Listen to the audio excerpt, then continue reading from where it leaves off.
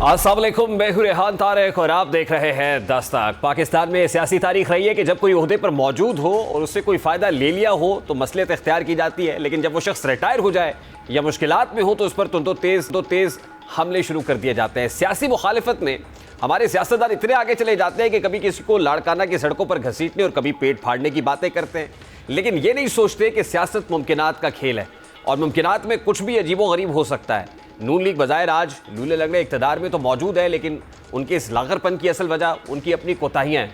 उन्हें इंतखाबात के दिन तक मालूम नहीं था कि आखिर उनकी पार्टी मफामत की सियासत चाहती है या मज़ामत की।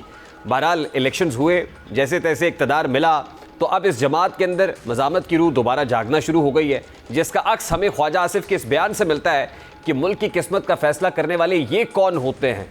टीटीपी को लाने, माशी तबाही और नवाज शरीफ को फारिग करने पर जनरल रिटायर्ड बाजवा, फैज़ और बानी पीटीआई को पार्लियामान को होना चाहिए और उसके लिए वो एक करारदाद लाएंगे। अब एक ख्वाजा आसिफ कह रहे हैं कि साबिक chief of the army staff general Qamar Javed Bajwa, साबिक DGI फैज़ हमीद को पार्लियामान में बुलाने की करारदाद वो लेके आएंगे।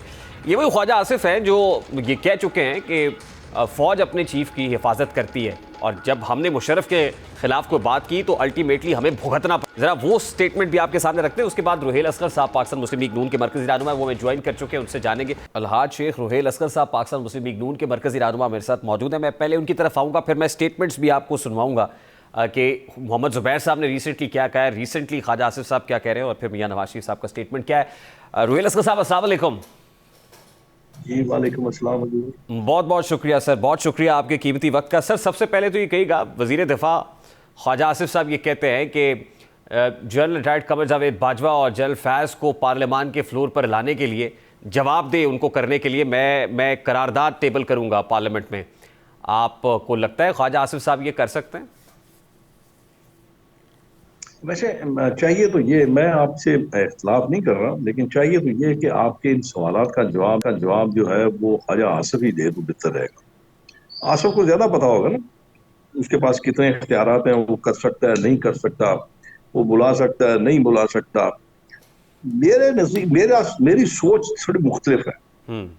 मैं बार बार ये कह रहा हूँ कि आप लोगों को इन मामलों से बाहर निकल आइए। आप छोड़ दीजिए यार, लोग किस हालत में गुजर रही है लोगों की।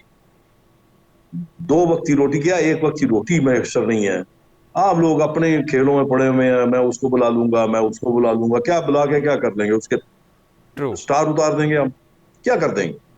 बाजवे का क्या आप उसको कांस्टेबल बना देंगे? फैज हमीद को क्या आप सस्पेंड कर देंगे? भाई यार, जाने दो, खुदा के लिए वो अपने अपने काम करो। जो जो काम करने वाले हैं, इन कामों में क्या पड़ा है? आपको ये पता नहीं है कि इस मुल्क की मैशत किस तरफ जा रही है? इस मुल्क का कारखाना सब बंद हुआ है, सारा कारोबार बंद हुआ है। आप पे रोजाना की बुनियाद पर दहशतगर्दी के हमले हो रहे हैं, आपके नौजवान शहीद हो रहे हैं, और हम अपने काम में पड़े हुए हैं, अपने बयानात दे ही जा रहे हैं बस कि हम उनको बुला लेंगे। फेयर तो जब इनफ आप थे रुहेल उसको असगर साहब, बिल्कुल बिल्कुल बिल्कुल दुरुस्त फरमा रहे हैं। बुला। ये बात आपकी दुरुस्त है। देखिए, अगर बुलाना होता तो इससे पहले भी डिफेंस मिनिस्टर रहे हैं ख्वाजा आसिफ साहब। 16 माह की PDM हुकूमत में था, बुलाना था बुला लेते सर, उस वक्त बुला लेते। देखिए, मैं आपको गुजारिश करूं, अब बड़ी अजीब सी बात है। अब वो जमाना नहीं है, वो प्रिंट मीडिया वाला दौर चला गया, जब आप बात करते थे और उसके बाद आप मुकर जाते थे, आप कहते थे मैंने तो बात ही नहीं की। अब आपके पास ये कमबख्त जो आपका ये जो है ना इलेक्ट्रॉनिक मीडिया, ये आपके पास रिकॉर्ड रह जाता है यार। मेरी भी पता नहीं कौन कौन सी आपने स्टेटमेंट छुपा के रखी होंगी। जब भी मैं कोई ऐसी बात करूंगा, आप मेरे मुंह पे वो रख देंगे। मैं तो कम से कम अपनी इस उम्र में, जिस उम्र में हिस्से में मैं हूं, मैं अपनी इस किस्म की स्टेटमेंट देख के शर्मिंदा जरूर हूंगा। तो इसलिए मैं तो ये कहता हूं कि हमें जिस वक्त जब भी हम ओहदे पे हों या ना हो, हम इक़्तिदार में हों या ना हो, हमें बहुत सोच समझ के अल्फाज का चुनाव करना चाहिए, और जो बयान करें उन अल्फाज ऐसे होने चाहिए जो अल्फाज कल को हमें चुबाने में आसानी हो। तो मेरा अपना ख्याल है कि इन चीजों से बड़ी चीज जो आपके पास है वो इस मुल्क की मैशत है, वो इस मुल्क की गुर्बत है, वो इस मुल्क के गरीब लोगों का हाल है। आप जरा गौर तो फरमाइए जरा। आज आप गैस का बिल उठा के देखिए किसी गरीब आदमी का, ये कहाँ का इंसाफ है कि एक गरीब आदमी को, जिसका कोई पुरसाने हाल नहीं है, उसको लाख लाख रुपए का बिल आता है यार। अब उस पे आप उस पे तवज्जो दीजिए। जो जो चीजें तवज्जो तलब हैं, अगर आपको अल्लाह ने इज्जत दे दी है, आपके पास हुकूमत है, आप यकसुई से अपनी पूरे दिलजुमई से आप वो काम करें। अब रहेगी बात आपकी कि बाजवा साहब ने या हमीद साहब ने कोई गलत काम किया है या उन्होंने कोई गलतियां की हैं, तो आपके पास एक आपका अदारा मौजूद है। आप उनके जो सरबराह हैं इस वक्त, उनको आप कह सकते हैं कि जनाब ये हमारे पास आपके सबूत हैं। आपके जो ex chief of army staff हैं, जो आपके एक्स DGISI हैं, उनके ये मामलात है जिससे मुल्क को नुकसान हुआ, मुल्क के अवाम को नुकसान हुआ। आप उनको कह दीजिए, वो जाने और उनका महकमा जाने। आप तो 107-51 का पर्चा नहीं करवा सकते उनके ऊपर। मतलब मुझे समझ नहीं आती, एक अदारा मौजूद है, उनके पास एक अपना एक मैकेनिज्म मौजूद है, आप उनको कहिए। अब हुकूमत आ गई नून लीग की, जैसे कि तैसे आई, PMNL लेड कोलिशन, ये ना आप जो भी कह लें, दामन तो नहीं छुड़ा सकते। अब हुकूमत आ गई, अब ये स्टेटमेंट शेख साहब मुझे समझ नहीं आती फिर देना क्यों पड़ रहा है। मतलब कहीं ना कहीं कोई मकबूलियत में कमी वाकई हो रही है, नैरेटिव नहीं है, ये स्टेटमेंट क्यों देना पड़ रहा है? मकबूलियत देखें, मैं आपको बात बताऊं, सियासत में मकबूलियत कभी होती है, कभी नहीं होती है। कभी आप ऊपर चले जाते हैं, कभी आप नीचे चले जाते हैं। अगर इस किस्म के बयान से मकबूलियत आती है, मैं नहीं समझता, मेरा नहीं ख्याल। आई डोंट थिंक सो कि ये ऐसा होगा, मेरा नहीं ख्याल। मैं ये कहता हूं आपकी मकबूलियत बढ़ सकती है। आप गरीब के साथ कंधा लगा दें, आप उसकी जो परेशानियां उसको दूर कर दीजिए, आपकी मकबूलियत बढ़ जाएगी। अगर आप ये समझते हैं इन बयानों से मकबूलियत बढ़ती है, तो फिर मैं भी आज बयान दे देता हूँ, पकड़ लो इनको और उल्टा लटका दो इनको। ये हिस्सा तो नहीं होता यार, ये मतलब ये ऐसे नहीं होता। आपको एक पॉलिसी पॉलिसी आपको देनी पड़ती है। अगर आप समझते हैं कि कोई ज्यादती हुई है, तो आप उसको तदारक कर लीजिए, उसकी उसकी पेशबंदी कर लीजिए। अच्छा, ये अगर बात मैं आप जो दुरुस्त आपको कह रहे ये हैं सर, कहूँ, ये दुरुस्त कह रहे हैं आप, और लगता भी है इससे कि वो वक्त निकल गया। मतलब वो कहते हैं ना, लड़ाई में जो मौका उस वक्त याद ना आए उसको बाद में मुंह पे मार लेना चाहिए। वो वक्त तो गुजर गया, वो बयानिया भी कॉम्प्रोमाइज हो गया, फिर जिस तरह से हुकूमत आई। तो आपको लगता है कि अब बेफायदा है ये सब चीजें? मुझे आपकी गुफ्तगू से भी यही लग रहा मैंने है तो कि अब आपको ये सिर्फ गुजारिश की बेफायदा है। है। सर, मैंने तो आपको गुजारिश की है, आप जरा कैलकुलेट कर लीजिए कि इस मुल्क में गुर्बत किस निच पे है। अगर आप उनको उनके पांव पे खड़ा कर देंगे, तो मेरे ख्याल में आपकी मकबूलियत बहुत बढ़ जाएगी। और अगर आप इस तरह बयान ना देते रहे और लोगों को खाने के लिए आप खाना ना दिया, उनके बिलों के साथ आपने कुछ बेहतर बर्ताव ना किया, तो क्या करेंगे? इससे मकबूलियत आपकी बढ़ जाएगी। वो तो शेख साहब होता मैं हुआ नहीं नजर समझ। नहीं आ रहा। कल हमने देखा सूबाई काबीना का इजलास, जो चेयर तो मरियम साहिबा कर रही थी, लेकिन उनके भाई जानिब साबिक वजीर आजम नवाज शरीफ साहब बैठे हुए थे, और उन्होंने इसी दुख और इस कर्ब का इजहार किया। ये जो बिल आ रहे हैं, इलेक्ट्रिसिटी बिल हो, गैस प्राइसेस हो, जो कुछ हो, लेकिन वो बैठे सूबाई काबीना के अंदर, वो भी तो फेडरल कैबिनेट के अंदर। मतलब ना तो वहां पर शहबाज शरीफ साहब ने उनको मदऊ किया, ना वो वहां बैठे हुए थे। तो आपको लगता है कि वहां पर फेडरल कैबिनेट में सोच कुछ और है, सूबाई काबीना में जो भी हो? नहीं नहीं, ये बात नहीं है। मेरा अपना ख्याल है कि मरियम को वालिद की चाहिए, असिस्टेंस चाहिए। मेरा ख्याल है गाइडेंस भी चाहिए, असिस्टेंस भी चाहिए। ये है, इसकी कोई ऐसी कोई खास चीज नहीं है। ठीक है, वो पार्टी के सरबराह भी हैं, पार्टी के रुए रवां भी हैं, तो इसमें ये कोई इतनी कोई अचंभे की बात नहीं है, और ना ही इतना कोई ऐसी बात है जिसको हम डिस्कस करें। और बहुत से मामला हैं जिनको आपकी तवज्जो चाहिए, आपके इनपुट चाहिए, आपकी कोई उसमें तजावीज चाहिए। अब लेकिन यहाँ पे एक और फिर देखे ना, आप भी गुस्सा कर जाएंगे ना। अब मुसीबत ये है कि यहाँ पे एक मुसीबत ये हुई है कि यहाँ पे हर कोई तो रस्तू बना हुआ है। अब कहने को तो सारे कह देते हैं, लेकिन ये बताएं इसको हल कैसे किया जाए, इसका हालात इसको ठीक कैसे किया जाए। अब देखिए, मैं आपको एक गुजारिश करता हूँ, मेरी छोटी सी आपसे जी एक जी। गुजारिश है। मतलब मैं आपसे, मैं जिस उम्र के हिस्से में मैं हूँ, मैं तो इस मुल्क की खैर ही मांगूंगा ना, क्योंकि मेरा तो सारा कुछ यहीं पे है। मेरा जीना मरना इस मुल्क के साथ है। मेरा कोई बाहर, मुझे तो कोई चपरासी की नौकर नहीं देगा, तो मैं कहाँ जाऊँ? मुझे रहना तो यही है, मरना भी यही है, मुझे जीना भी यही है, मेरा सब कुछ यहाँ पे है। तो मैं तो दुआ ही करता हूँ अल्लाह से कि खुदावंद करीम इस मुल्क को तरक्की दे, इस मुल्क को दुआम दे, इस मुल्क को मजबूत करे। और अब मैं ये बार बार ये कहता हूँ कि हमें अब इन चीजों से बाहर आ जाना चाहिए, अपनी जाती प्रखार से, अपनी जाती अना से, अपनी जाती मुखालफत से हमें उठ के सोचना है। इस मुल्क के लिए सोचना है, मुल्क के अवाम के लिए सोचना है। अब पता नहीं किस तरफ आपकी सियासत किस तरफ जा रही है, क्या हो क्या रहा है, मेरी समझ से बाला था। तो शेख मैं साहब, नहीं आपको नहीं समझ पा लगता कि बड़ी कॉम्प्रोमाइज्ड सियासत है? यानी उसके लिए जो बात आप कह रहे हैं, in true spirit and sense आवाम को डिलीवर करने के लिए आपको मजबूत हुकूमत भी तो चाहिए। आप सिविल सुप्रीमेसी की जंग नारा लगा रहे होते हैं, लड़ रहे होते हैं, बैकडोर नहीं जो नहीं, है फैसले हो ऐसा रहे ये होते हैं। है, देखिए मैं आपको गुजारिश करूँ, ऐसा ये है कि आपको पॉलिसीज बनाने में तो कोई चीज माने नहीं है ना। आप पॉलिसीज बना सकते हैं, आप अपने बैरूनी दोस्तों से राब्ता कर सकते हैं। अब देखिए, मैं आपको ये बात आप मनफी ना लीजिएगा, मैं ये बात वैसे आपके साथ शेयर करता हूँ। जी देखिए, मैं हमेशा ये बात करता हूँ, हमारे मुल्क के साथ तीन बड़ी अहम चीजें हैं। पहली चीज, आप पाकिस्तान जो है, पाकिस्तान इस्लामी जमहूरिया पाकिस्तान दुनिया के सारे इस्लामी ममालिक से सबसे बड़ा स्टेट है। आपके पास जो फौज है वो दुनिया की बेहतरीन फौज में से आती है, आपकी इंटेलिजेंस बेहतरीन इंटेलिजेंस है। और सबसे बड़ी बात, जो इंपॉर्टेंट बात जो मैं आपकी अर्ज करता हूँ, आप एक न्यूक्लियर स्टेट है।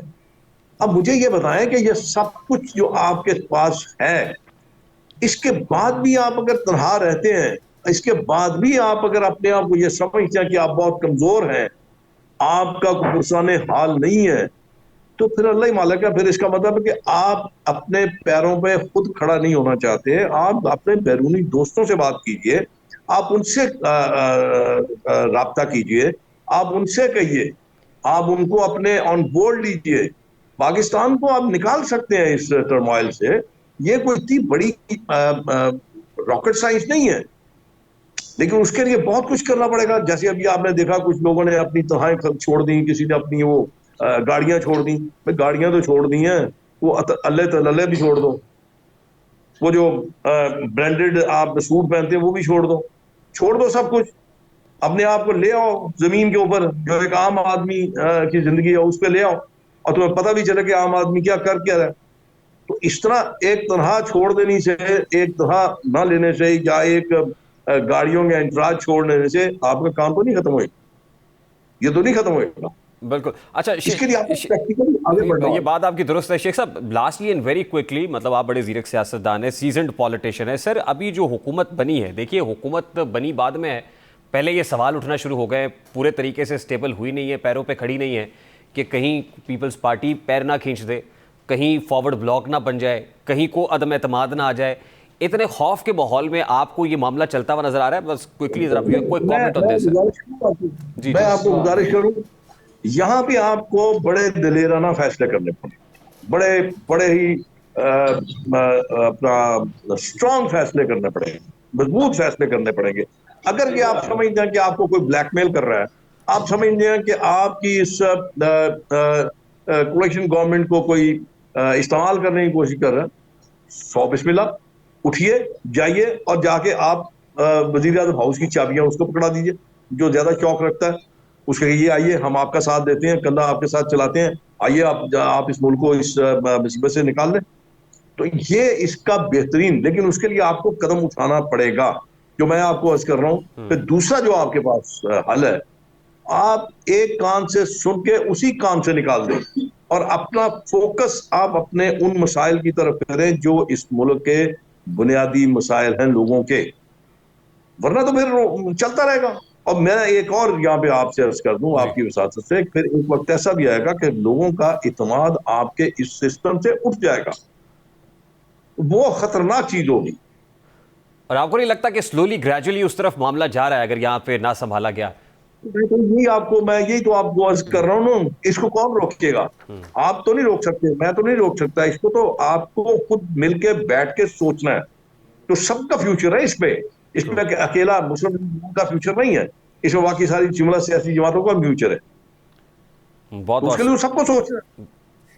Very true. शेख रुहेल असगर साहब, बहुत बहुत शुक्रिया आपके वक्त के लिए। अलहाज शेख रुहेल असगर, नून के मरकजी रहनुमा, हमारे साथ मौजूद थे। जाहिर है ये कंसेंसस डिसीजन होंगे, मिलके चलेंगे तो मामला आगे होगा, लेकिन ये जो पॉलिटिकल नैरेटिव्स हैं at this point in time, इनको अब इसकी क्या ज़रूरत है?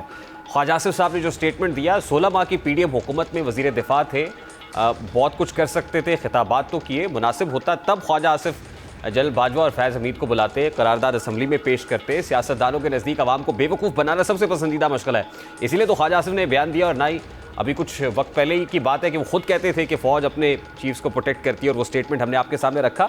और आज हम इसलिए ये बात कर रहे हैं कि पाकिस्तान मुस्लिम लीग नून के अपने ज़ौमा ये बताते रहे हैं कि एक तरफ तो सिविलियन सुप्रीमेसी की जंग लड़ी जा रही थी, तो दूसरी तरफ वो कैसे बंद कमरों के अंदर जाकर मुलाकातें कर रहे थे क़यादत की इबा पर। तो ज़ुबैर साहब का या ख्वाजा आसिफ साहब का ज़रा वो स्टेटमेंट पड़ा हुआ है तो वो चला दें। फिर उस मियाँ साहब जब असम्बली में मियाँ नवाज शरीफ साहब आए एक बहुत अरसे के बाद, कई सालों बाद, तो उनसे एक सवाल हुआ, जवाब नहीं मिला था। वो सवाल क्या था वो भी दिखा देते। मियाँ साहब जनरल बाजवा का एहतसाब करेंगे आप? खामोशी कब तक सब रखेंगे? जनरल फैज हमीद का एहतसाब करेंगे मियाँ साहब आपने? चुप कर रोजा तोड़ दीजिए प्लीज। जनरल बाजवा के खिलाफ आपने कहा था गुजरात जलसे में उनका एहतसाब होगा, आप हुकूमत में आ रहे हैं।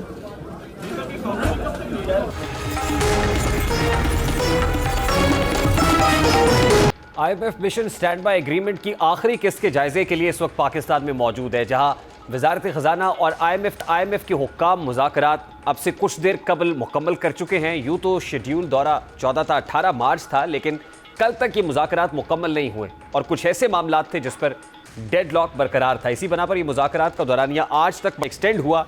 अब यहाँ सवाल ये कि ऐसी कौन सी शराइत हैं जिन पर डेडलॉक बरकरार है। तो अब तक की इतलात के मुताबिक IMF स्टाफ लेवल मुआहिदा करने से पहले जारी मामलात बशमूल 1 जुलाई 2024 से बिजली और गैस की कीमतों में इजाफे और ईंधन की कीमतों में रद्दोबदल पर वज़ीर आज़म शहबाज शरीफ समेत आला सतह की यकीन दहानियों का ख़्वाह है। IMF पर परचून फरोशों के यानी रिटेलर के हवाले से स्कीम का ऐलान भी चाहता है, लेकिन FBR मेहमान टीम को इस अमर पर कायल करने की कोशिश कर रहा है कि ये स्कीम आइंदा बजट में लॉन्च की जाए, क्योंकि इसके लिए कोशिशें तो बहुत करना होंगी, जबकि मजबूरी आमदन पर इसका कोई ज़्यादा मस्बत असर नहीं आएगा। सूबों ने 600 अरब रुपए सरप्लस रेवेन्यू पैदा करने पर इत्तफाक किया है, लेकिन यह मामला अभी तक मसाइल का शिकार रहा है। अब से कुछ देर पहले अमरीकी सफ़ीर डोनाल्ड ब्लूम की वज़ीर ख़जाना मोहम्मद औरंगज़ेब से मुलाकात भी हुई है और IMF के साथ जो मुज़ाकरात है उस पर वज़ीर ख़जाना ने ब्लूम को, अमरीकी सफ़ीर को, उस पेशरफ से आगाह भी किया है, जिसके बाद अब बताया जा रहा है कि मामलात खासी हद तक मैच्योर हो गए हैं, बस ऐलान बाकी है। मेहताब हैदर साहब हमारे साथ मौजूद हैं, सीनियर सहाफ़ी तज्ज़ियाकार हैं, इकोनॉमिक एक्सपर्ट हैं, उनसे बात करते हैं। अस्सलाम वालेकुम मेहताब हैदर साहब, बहुत बहुत शुक्रिया आपके वक्त के लिए। सर, सबसे पहले तो ये कहिएगा कि IMF मिशन पाकिस्तान पहुंचा, जो शेड्यूल्ड मुज़ाकरात थे उसको एक्सटेंड किया आज तक के लिए, ये डेडलॉक किस जगह पर बरकरार? देखिए, पाकिस्तान और IMF के दरमियान ये जो मौजूदा स्टैंड बाय अरेंजमेंट प्रोग्राम है, इसके हवाले से मैं नहीं समझता कि कोई डेडलॉक है। इशू जरूर है और डिफरेंस ऑफ ओपिनियन जरूर था, लेकिन मसला ये है कि IMF को ये भी पता है कि पाकिस्तान ने एक नए प्रोग्राम की तरफ जाना है और आज वज़ीर ख़जाना ने और जो पाकिस्तान की इकोनॉमिक टीम है उन्होंने वर्बली इस बात का उनके सामने इजहार भी किया है, अपनी इंटेंशन जो हैं वो शो कर दी है कि हम एक नए प्रोग्राम की तरफ जाते हैं। प्रॉब्लम थोड़ा सा ये है कि इस प्रोग्राम की एडजस्टमेंट्स कैसे की जाए। एडजस्टमेंट से मुराद ये है कि IMF का एक प्राइमरी सरप्लस का टारगेट है। IMF ये चाहता है कि इस प्रोग्राम जब खत्म हो तो पाकिस्तान का जो फाइनेंशियल ईयर का एंड हो वो 400 अरब रुपए प्राइमरी सरप्लस हो। उसकी कुछ प्री रिक्विजिट्स हैं। उसकी सबसे बड़ी प्री रिक्विजिट ये कि पावर सेक्टर के लॉसेस कम किए जाए, पाकिस्तान का जो फिजिकल डेफिसिट है उसको कम किया जाए, सूबे 70 से 600 का, तो उनके अंदर एडजस्टमेंट्स रिक्वायर्ड है। नॉन टैक्स रेवेन्यू के साइड पे भी प्रॉब्लम थी, तो वो एडजस्टमेंट्स जो है उन्होंने कुछ टाइम लिया है, लेकिन पाकिस्तान और IMF के दरमियान डेफिनेटली प्रोग्रेस है और उम्मीद ये की जा रही है कि आज रात तक जो है, टाइम डिस्टेंस है पाकिस्तान और IMF को अपने हेडक्वार्टर से उसकी अप्रूवल लेनी है, तो जैसे ही अप्रूवल होगी IMF की स्टेटमेंट जो है वो स्टाफ लेवल एग्रीमेंट के हवाले से मुतवक्को है कि वो आज या मैक्सिमम कल सुबह तक जो है वो आ जाएगी। तो ये सारी सूरत हाल है, क्योंकि उसमें टाइम फ्रेम का भी इशू है। आपको पता है कि ये प्रोग्राम 12 अप्रैल को खत्म हो रहा है और 3 हफ्ते या 2 हफ्ते कम से कम चाहिए बोर्ड में सर्कुलेट करने के लिए, तो IMF के पास भी टाइम नहीं है। वो रन अगेंस्ट द टाइम वाला जो है वो है, रेस अगेंस्ट द टाइम, तो इसलिए उम्मीद यही है कि इसमें स्टाफ लेवल एग्रीमेंट हो जाए। तो अमरीकी सफ़ीर डोनाल्ड ब्लूम की जो अचानक से इंटरवेंशन है, क्या उसने भी मदद की है स्टाफ लेवल एग्रीमेंट को मैच्योर करने में? एक बात निशान ध्यान में रखें कि अंकल सैम की मदद रिक्वायर्ड होती है, क्योंकि बोर्ड में कोई 60 to 70% जो वोटिंग शेयर्स हैं वो अमेरिका के पास, और अगर अमेरिका 40% से ज्यादा 50% के लगभग हो जाते, तो इसलिए उनको उनकी क्या उससे कहना चाहिए कि मुकम्मल सपोर्ट रिक्वायर्ड होती है इस लेवल पे भी, और आगे जाकर जब बोर्ड के सामने भी पेश होना है तो जो उनका रिप्रेजेंटेटिव है, वो जो पाकिस्तान में अमेरिकी सफीर हैं, उनकी रिपोर्ट्स के ऊपर डेफिनेटली वो उसका इन्हिसार होगा। तो इसलिए यहाँ से ये इंडिकेशन जाना भी जरूरी था कि जो पाकिस्तान में इन इम्पोर्टेंट ममालिक के इनवाइस हैं उनको भी कॉन्फिडेंस में लिया गया। तो ये सारी चीज़ें दिखा रही हैं कि ये पाकिस्तान जो है वो IMF का जो मौजूदा प्रोग्राम है उसकी कंप्लीशन की तरफ जो है बढ़ रहा है। अच्छा मेहताब है साहब, 1.1 बिलियन डॉलर्स तो मिल जाएंगे, आखिरी किस्त है स्टैंड बाय एग्रीमेंट की, बट इसके लिए जो कॉमनर है खासतौर पे पाकिस्तानी, उनको क्या कॉस्ट पे करनी पड़ेगी? What are you looking at? आप देखें ना, आज ही नेपला के सामने एक उन्होंने दी है क्वार्टरली टैरिफ एडजस्टमेंट की 5 रुपए यूनिट की। तो एक तो ये क्वार्टरली टैरिफ एडजस्टमेंट जो है वो आप देखिएगा कि उसमें अब नेफ्रा की क्या डिटर्मिनेशन आती है वो बढ़ेगी। उसके अलावा आप ये देखें कि नॉन टैक्स रेवेन्यू में PDL मैक्सिमम जो है वो कलेक्ट कर रहे हैं। अब देखना ये है कि जो नॉन टैक्स रेवेन्यू में अगर IMF की असेसमेंट के मुताबिक कुछ शॉर्टफॉल होता है तो उसके लिए क्या करना है। इसके अलावा आप ये देखिए कि मंथली जो FBR के टारगेट्स हैं वो उनके साथ शेयर करने हैं। रिटेलर्स के ऊपर मेरा ख्याल है कि हमने कन्विंस कर लिया है कि अगले बजट में लेकर आए, क्योंकि उसकी वजह ये है कि अगर आज रिटेलर्स पे टैक्स लगा दिया जाए, वो फिक्स टैक्स होगा, तो उसमें एक तो अरसा बड़ा कम है, चंद महीने रह गए हैं, और FBR ने उन्हें ये कहा है कि हमारा शॉर्टफॉल नहीं होगा। लेकिन एक इशू है जो बड़ा इंपॉर्टेंट है, 2 इशूज हैं। एक तो इम्पोर्ट्स, आपको पता है कि हमारी कम है, तो इम्पोर्ट्स पे हमारा रिलायंस बहुत ज्यादा है टैक्सेस करने। 40 to 50% जो हम टैक्स कलेक्ट करते हैं वो इम्पोर्ट से पे करते हैं। दूसरा इशू ये है कि प्राइम मिनिस्टर के डायरेक्टिव्स के मुताबिक हमने रिफंड्स की अमाउंट जरा ज्यादा दे दी है, जो कि IMF के टारगेट से थोड़ी ज्यादा है। तो अब देखना ये है कि FBR किस तरह से डिमॉन्स्ट्रेट करता है कि 9,415 का जो टारगेट है वो 30 जून को उससे हासिल कर ले। उसके लिए मंथली जो टारगेट है उनको एडजस्ट किया गया, और जो जून का टारगेट है उसको अपवर्ड रिवाइज किया गया। और वो मेजर चैलेंज होगा कि उस महीने में किस हद तक जो है ये इतना बड़ा टैक्स का टारगेट होगा, वो किस तरह से उसको हासिल करेंगे। लास्ट क्वार्टर है उसका टारगेट जो है वो 2.7 ट्रिलियन का है। तो ये जो चैलेंजेस हैं ये सामने हैं, लेकिन आपको पता है कि हमने एक नए प्रोग्राम में तो जाना है जो कि एक लॉन्ग टर्म का प्रोग्राम होगा, जो कम से कम 3 साल का होगा। और असल इशू ये है कि वो कैसे हम निगोशिएट करेंगे और कैसे IMF को कन्विंस करेंगे। उसी के तहत आप देखिएगा कि जुलाई में बेसलाइन टैरिफ भी बढ़ाना है इलेक्ट्रिसिटी का, और इसके अलावा गैस की कीमतें भी बढ़ानी है, जिसके लिए पहले ही गैस के लिए ओपरा के पास उसकी जो मेजर 2 यूटिलिटीज है उनकी तरफ से उनकी वर्किंग जो है वो पहुंच चुकी है। तो ये चीजें जो है आइंदा आने वाले वक्त में, और टैक्सेस तो ऑफ कोर्स बढ़ेंगे अगले बजट के दौरान। बहुत शुक्रिया मेहताब हैदर साहब आपके वक्त के लिए। किताब सादा रहेगी कब तक, कभी तो आप होगा। जिन्होंने बस्ती उजाड़ डाली कभी तो उनका हिसाब होगा, और शहर की खुशियां बनाने वालों शहर के तेवर बता रहे हैं अभी तो इतनी घुटन बढ़ेगी कि सांस लेना मुहाल होगा।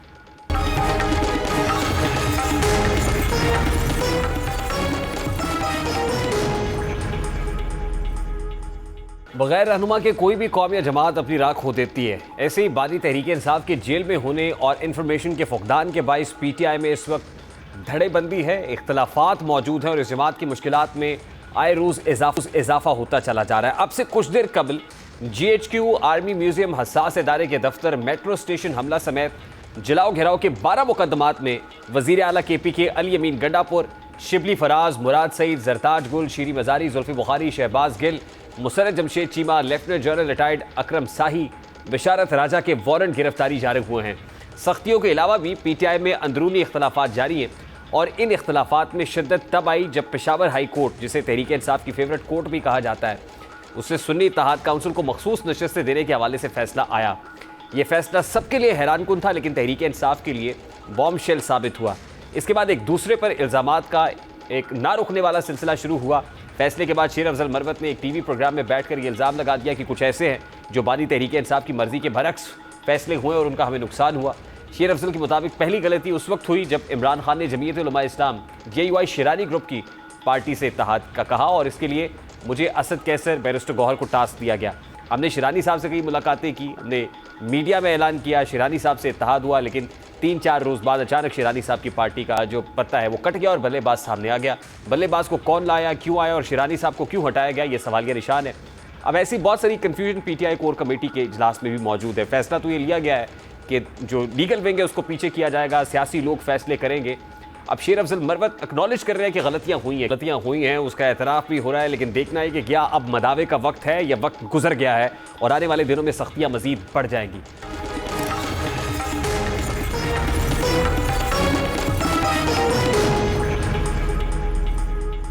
अभी अवाम को बिजली 7 रुपये महंगी करने वाला गम नहीं भूला था और ना ही नेपरा की वो दीदा दलेरी भूली थी, जिसमें उन्होंने बैक वक्त 7 रुपये 13 पैसे कीमत बढ़ाने को नाजायज़ तो कहा और इंतहाई गम गुस्से का इजहार भी किया, लेकिन साथ ही बिजली की कीमत में 7 रुपये 6 पैसे का इजाफा भी कर दिया था। अब एक बार फिर बिजली की कीमत में 5 रुपये इजाफे का इम्कान है, क्योंकि central power purchasing agency CPPA ने बिजली महंगी करने के लिए दरख्वास्त नेपरा में जमा करा दी है। नेपरा बिजली महंगी करने की दरख्वास्त पर 28 मार्च को समाअत करेगा और सेंट्रल पावर परचेजिंग एजेंसी की दरख्वास्त के मुताबिक फरवरी में 6 अरब 87 करोड़ 60 लाख यूनिट बिजली फरोख्त हुई, जिसमें पानी से 24.77% बिजली पैदा की गई। फरवरी में मकामी कोयले से 13.94% और दरामदी कोयले से 1.89% बिजली पैदा की गई। मकामी गैस से 11.04 और दरामदी LNG से 20.33% बिजली पैदा की गई है, जबकि जौहरी ईंधन से 23.29% बिजली पैदा की गई है। अब आवाम की किस्मत जो है वो नेपरा के हाथ में कि नेपरा इस बार बिजली के 1 यूनिट में किस कदर इजाफा करती है। बिजली के फी यूनिट में इजाफा तो नविश्ता दीवार है। प्रोग्राम का वक्त अपने इख्तिताम को पहुंचा है। आपसे मुलाकात होगी इंशाअल्लाह कल। अपना रखिए ख्याल। अल्लाह हाफ़िज़।